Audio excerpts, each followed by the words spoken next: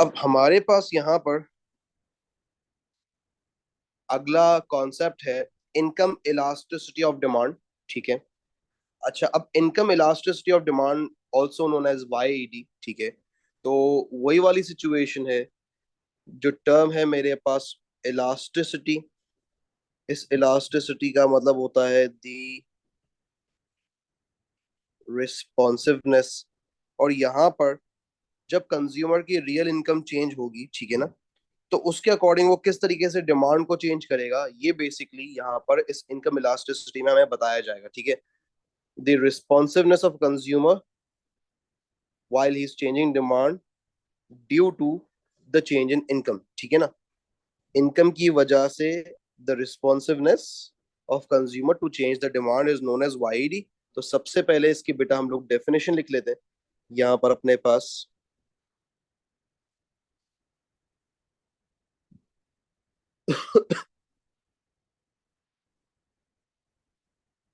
Income elasticity of demand shows the responsiveness or the sensitivity to changes in consumer income relative to the amount of a good that consumers demand। ये मेरे पास income elasticity of demand हो गया। ठीक है। अब हमारे पास यहाँ पर नोट करने की चीज क्या है, जरा गौर से देखिएगा। इसी को कैलकुलेट करने का हमारे पास फॉर्मूला भी है। ठीक है। फॉर्मूला हमें क्या बताता है? Percentage change in quantity demanded over percentage change in income. वही चीज है बेटा कि प्राइस की जगह अब इनकम आ रहा है, दैट्स इट। कोई डिफरेंस नहीं है। और अगर let's say for example percentage change in quantity demand नहीं दिया हुआ, तो new quantity minus old quantity divide by old quantity multiply by 100। और इसी तरीके से अगर हम लोग बात करें चेंज इन इनकम के निकालने की, तो वो भी तरीका वही, new income minus old income over old income multiply by 100। तो ये अगर लेट्स से फॉर एग्जांपल एक एग्जांपल कर लेते हैं, ठीक है ना। तो हमारे पास एक एग्जांपल करेंगे ताकि ये कैलकुलेशन हम कर सकें।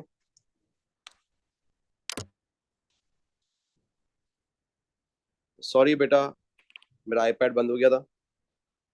मैं दोबारा से स्क्रीन शेयर कर देता हूँ।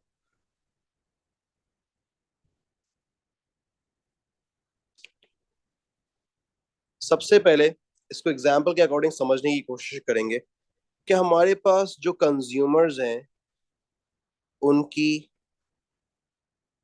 इनकम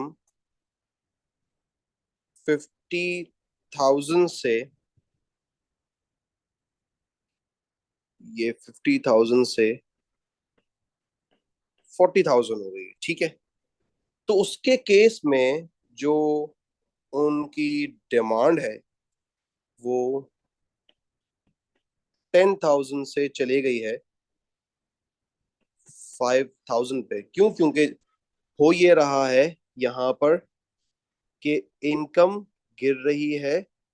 तो वो लोग जब देखेंगे उनकी इनकम गिर रही है, तो they will be able to afford less of a good ना, जिसकी वजह से क्वांटिटी डिमांड भी गिरेगी। ठीक है। तो अब देख लेते हैं इसका फॉर्मूला क्या लगेगा। वही न्यू माइनस ओल्ड ओवर लगेगा। तो हमने बेटा इसी फॉर्मूले में वर्किंग करनी है। सबसे पहले देखते हैं इनकम का चेंज क्या आ रहा है। इनकम, न्यू इनकम 40,000 है, राइट। तो आपके पास आपने यहाँ लिखा percentage change in quantity demanded. आ जाए कैलकुलेट करते हैं। Percentage change in quantity demanded है new minus old divide by old multiply by 100।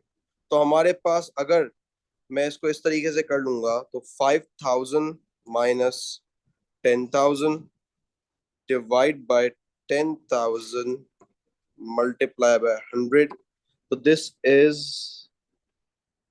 50%। तो मैं यहां पर लिख दूंगा अपनी आसानी के लिए कि ये आ रहा है 50। फॉर्मूले में सबसे पहले लगेगा division, that is upon percentage change in income. तो अब परसेंटेज चेंज इन इनकम निकाल लेते हैं, वही तरीका। न्यू माइनस ओल्ड इनकम हमारे पास है, न्यू इनकम है 40,000 minus 50,000 divided by 50,000 multiply by 100। तो हमारे पास इसको भी कैलकुलेट कर लेते हैं। 40,000 minus 50,000 divide by 50,000 multiply by 100। This is minus 20%। तो यहाँ पर लिख लेते हैं, ये आ रहा है 20। तो अगर इसको कैलकुलेट कर लें 50 डिवाइड बाय 20, तो ये हमारे पास आंसर आ रहा है YED 2.5। और समझने की चीज ये है कि ऊपर भी हमारे पास आई थिंक माइनस साइन आ रहा था। यस, ऊपर भी माइनस साइन आ रहा था, नीचे भी माइनस साइन आ रहा है। माइनस माइनस को हमने कैंसिल आउट कर दिया। तो दिस इज 2.5, और 2.5 इज ग्रेटर देन 1। तो इनकम इलास्टिसिटी ऑफ डिमांड जो है वो है आपके पास इलास्टिक, ठीक है। Percentage change in quantity demand is greater than the percentage change in income. तो YED आपकी इलास्टिक है, कोई इसमें मुश्किल चीज नहीं है। तो इसको हम लोग इस तरीके से समझ दें कि यहाँ पर income elasticity of demand is elastic, ठीक है। अब आगे फॉरवर्ड मूव होते हैं, ठीक है, और जरा थोड़ा सा और इसकी डेप्थ में जाते हैं, ठीक है। हम जब भी बात करते हैं ना इनकम इलास्टिसिटी ऑफ डिमांड की, तो इनकम इलास्टिसिटी ऑफ डिमांड के अंदर हम लोग कंसिडर करते हैं इनकम स्पेंड होती है गुड्स एंड सर्विसेज पे। और गुड्स एंड सर्विसेज की कैटेगरी हमारे पास तीन कैटेगरीज होती हैं, जो कि हमने दो कैटेगरीज ऑलरेडी पढ़ी हुई है। सबसे पहले आपके पास आ जाता है सुपीरियर गुड्स, ठीक है। देन उसके बाद आपके पास सुपीरियर गुड्स के बाद आपके पास आ जाएगा, यहाँ पर कॉलम बना लेंगे सबसे पहले तो।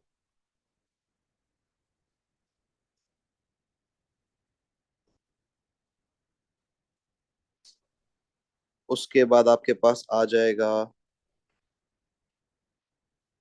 इंफीरियर गुड्स, अगेन कॉलम बना लेंगे। उसके बाद आपके पास आ जाएगा नेसेसिटी गुड्स, ठीक है। तो ये हमारे पास कुछ इस तरीके से चीजें चलेंगी, तीनों को कॉलम में बनाकर समझने की कोशिश करेंगे इन डेप्थ, ठीक है, कि इनकम इलास्टिसिटी ऑफ डिमांड में ये किस तरीके से चीज डन एंड डस्टेड होगी हमारी इंशाल्लाह। चलें, हमारे पास सुपीरियर गुड्स पहले समझ लेते हैं। सुपीरियर गुड्स क्या होते हैं, हमने पढ़ा है ऑलरेडी कि सुपीरियर गुड्स हमारे पास हाई क्वालिटी होंगे। हाई क्वालिटी के साथ साथ वो हमारे पास एक्सपेंसिव भी होंगे। एक्सपेंसिव होंगे तो ऑटोमेटिकली लग्जरी होंगे। लग्जरी होंगे तो चांसेस ये हैं कि वो इलास्टिक इन डिमांड हो, ठीक है। और उसके अकॉर्डिंग अगर हम सुपीरियर गुड्स की बात करें तो हमें देखना है लॉ ऑफ सुपीरियर गुड्स। तो लॉ ऑफ सुपीरियर गुड्स मुझे क्या बताता है कि जब भी हमारे पास इनकम इंक्रीज होती है तो क्वांटिटी डिमांड इंक्रीज होगी, क्योंकि we will be buying more of a good. और इनकम के रिड्यूस होने पे क्वांटिटी डिमांड भी रिड्यूस हो जाएगी, जिससे पता ये चल रहा है कि we have a positive Y E D, ठीक है। पॉजिटिव रिलेशन है between income and quantity demanded, तो पॉजिटिव इनकम इलास्टिसिटी यहाँ पर आने के चांसेस ज्यादा है, ठीक है। नेक्स्ट मेरे पास इंफीरियर गुड्स। इंफीरियर गुड्स क्या होते हैं? Inferior goods, they are relatively low quality, they are relatively cheap, and they are sort of needs। जरूरी नहीं हर दफा वो नीड हो, ठीक है ना, लेकिन कई दफा वो नीड से मिलती जुलती जरूर होती है। देन उसके बाद आपके पास आ जाता है चांसेस ये हैं कि ये इन इलास्टिक डिमांड हो इन गुड्स की, ठीक है। और अब आ जाते हैं हम अपने पास लॉ ऑफ इंफीरियर गुड्स। तो लॉ ऑफ इंफीरियर गुड्स मुझे क्या बताता है कि जब इनकम बढ़ेगी क्वांटिटी डिमांड रिड्यूस हो जाएगी, और जब इनकम गिरेगी क्वांटिटी डिमांड इंक्रीज हो जाएगी। तो यहाँ पर हम देख सकते हैं कि प्राइस के इंक्रीज होने से क्वांटिटी गिर रही है, सॉरी इनकम के इंक्रीज होने से क्वांटिटी गिर रही है, जिसका मतलब ये है कि there is a negative relation, जिसकी वजह से नेगेटिव वाईईडी आएगी। जैसे ही हमारे पास ये चीज डन हो गई, हम आ जाएंगे नेसेसिटी गुड्स पे, ठीक है। नेसेसिटी गुड्स आपके पास होती हैं बेसिक नीड्स, ठीक है। दीज आर मैंडेटरी गुड्स, ठीक है। तो यहाँ पर मैंडेटरी गुड्स होते हैं तो इनकी जो कंजम्पशन है वो भी मैंडेटरी है, ठीक है ना, चाहे इनकम इंक्रीज हो या नहीं इंक्रीज हो, ठीक है ना। तो यहाँ पर इसका लॉ बेसिकली डिराइव ही नहीं होता, क्योंकि यहाँ पर ये इन इलास्टिक नहीं होते, ये इनकम से अगर रिलेट करें ना इसको इनकम से, तो ये परफेक्टली इनकम इन इलास्टिक होता है। यानी इसका मतलब ये कि इनकम बढ़ जाए या इनकम कम हो जाए, इनकी क्वांटिटी डिमांड पे कोई फर्क नहीं पड़ेगा, ठीक है। तो इनकी फिर डायग्राम्स भी इसी तरीके से बनती हैं। जैसे ही हम लोगों ने ये सुपीरियर गुड्स और इंफीरियर गुड्स और नेसेसिटी गुड्स कर लिया, तीनों की जरा डायग्राम बना लेते हैं। आ जाए, हमने अपने पास ऑलरेडी डायग्राम बनाई हुई, तो हमें डायग्राम में कोई प्रॉब्लम होगा नहीं। सबसे पहली डायग्राम सुपीरियर गुड्स की, दो एक्सेस डिराइव कर लिए। एक एक्सेस पे हमने इनकम लिखा, दूसरे एक्सेस पे हमने क्वांटिटी डिमांडेड लिख दिया, और पॉजिटिव रिलेशन की वजह से आपके पास वाई डी जो है वो पॉजिटिव है, अपवर्ड स्लोपिंग कर्व। या आपने अपने पास basic income point A on the curve and quantity demand निकाल ली, ठीक है। आप एग्जामिनर को बताएंगे कि जब आप इनकम इंक्रीज करते हैं तो उसके अकॉर्डिंग आपने बताया इनकम इंक्रीज हो रही है, क्वांटिटी डिमांड भी इंक्रीज हो रही है, पॉजिटिव वाई डी आ गई आपके पास। और इसी तरीके से जब आप इनकम को रिड्यूस करते हैं from Y to Y two, तो क्वांटिटी डिमांड क्यू डी से क्यू डी टू कम हो जाती है, आप पॉइंट ए से पॉइंट सी पे आ जाते हैं पॉजिटिव रिलेशन की वजह से। इसी चीज को आगे कैरी फॉरवर्ड डायग्रामेटिकली करना है, और in elastic sorry inferior good की डायग्राम बनानी है। वही केस है हमारे पास बेटा, कोई रॉकेट साइंस नहीं है। सॉरी फॉर द प्रॉब्लम बेटा। आपके पास ये डाउनवर्ड स्लोपिंग बनेगा डिमांड, इसका डिमांड ऑफ इंफीरियर गुड। ये आपके पास आ जाएगा इनकम, और ये आपके पास क्वांटिटी आ जाएगी। आप एग्जामिनर को बताएंगे बेसिक क्वांटिटी और बेसिक इनकम पर क्या सिचुएशन अराइज हो रही है। This is the quantity demanded and a point A on the curve. जब आप इनकम को इंक्रीज कर रहे हैं तो आपकी क्वांटिटी डिमांडेड जो है वो रिड्यूस हो रही है, क्योंकि लोग दूसरा गुड बाय कर रहे हैं, आप ए से बी पे मूव हो गए। और इसी तरह जब आपकी इनकम गिर रही है तो आप इस गुड की क्वांटिटी डिमांड को इंक्रीज कर देते हैं, क्योंकि ये इंफीरियर गुड है। आप पॉइंट ए से पॉइंट सी पे मूव हो गए। आगे मूव ऑन करते हैं, नेसेसिटी गुड्स की डायग्राम बना लेते हैं। आपको पता है इनइलास्टिक होता है नेसेसिटी गुड, परफेक्टली इनइलास्टिक, तो परफेक्टली इनइलास्टिक की डायग्राम भी आपको याद हो जानी चाहिए। इस तरीके से इसकी डायग्राम बनेगी, डिमांड ऑफ नेसेसिटी गुड्स, ठीक है। तो आप उस केस में लेबलिंग कर लेंगे, वही लेबलिंग है इनकम एंड क्वांटिटी की। यहाँ क्वांटिटी डिमांड कांस्टेंट है। This is your basic income represented with Y and a point A. अब आपकी इनकम इंक्रीज हो from Y to Y one, quantity demand इसकी चेंज नहीं होगी, नेसेसिटी प्रोडक्ट है, मैंडेटरी है। इनकम गिरे या बढ़े, इससे पेट का साइज कम ज्यादा नहीं होगा। तो ये हमारे पास आज की क्लास का लेक्चर था। अभी ये लेक्चर कंप्लीट नहीं हुआ, प्लीज इस बात को समझिएगा, ये लेक्चर अभी कंप्लीट नहीं हुआ, ठीक है। इसको अभी हमें और डिटेल में करना है। बस दो चीजें मुझे आपको थोड़ी सी समझानी थी कि आपके पास वो चीजें आती हैं। एक हमारे पास टर्म आता है यहाँ पर, उसके बाद क्लास को एंड करेंगे, इनकम इलास्टिक डिमांड। इस इनकम इलास्टिक डिमांड का क्या मतलब होता है देख लेते हैं। मैं इसकी डेफिनेशन लिख देता हूँ। When demand is highly and positively responsive to a change in income। मतलब क्या है इसका, कि डिमांड में इनकम के चेंज होने से डिमांड की रिस्पॉन्सिवनेस हाई भी है और पॉजिटिव भी है, तो वो कहलाएगा normal good, that is superior good, also known as superior good. और इसी तरीके से गुड भी कहलाएगा वो, ठीक है। बात कर लें अगर हम लोग यहाँ पर इनकम इन इलास्टिक डिमांड की, वो क्या होती है उसको भी जरा समझ लेंगे डेफिनेशन के अकॉर्डिंग। अब उसकी डेफिनेशन लिख लेते हैं। वो ये है कि when demand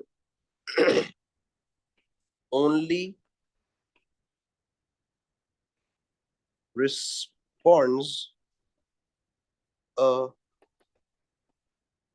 little to a change in income, यानी लो रिस्पॉन्सिवनेस है इस केस में, और कंज्यूमर रिस्पॉन्ड नहीं कर पा रहा, ठीक है, तो ये इनकम इन इलास्टिक डिमांड हो गया। समझ आ गया? आई होप कोई प्रॉब्लम नहीं होगा। मैं बेटा इसके भी आपको पीडीएफ्स व्हाट्सएप कर देता हूँ। So till then, take care, goodbye, will meet in the next class.